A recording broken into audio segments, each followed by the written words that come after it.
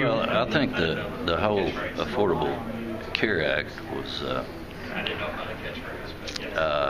not done very carefully, and certainly there was constitutional problems with it. There still is two issues that have yet to be resolved, and there was one issue which the court went all the way around. Not call it a tax, but call it a fee in some regards and call it a tax in others. So, I mean, the whole process was rather disturbing that Congress went through. Originally, they basically held the gun to the states' heads and said, you will participate or you'll lose your entire Medicaid money, putting at risk pregnant women, disabled, putting at risk children.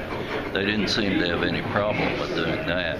And now that the courts have ruled that, you can't do that to the state, you can offer them a carrot, but you can't beat them with a stick, then they've come back, and as of late, if you look at some of the things Tennessee's asked to be waived, such as co-pays and things like that. A few months ago, they were saying, no, we'll never do that. Don't you even come to us and ask for that. Now they've, completely done a crazy Ivan and turned around and headed the other direction. So, it's disheartening to see what's being done at the federal level, particularly by the administration.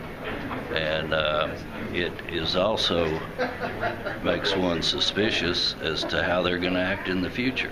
I mean, they could well agree to something, and as I asked in my Attorney General's opinion, within a few months, say, no, we're not going to do that. We're not going to allow you to do that. And then what do we do? How do we exit the program? I'm sure we'd have to provide notice, we'd have to provide due process, we'd have to go through all these different steps, we'd end up being sued. It's just,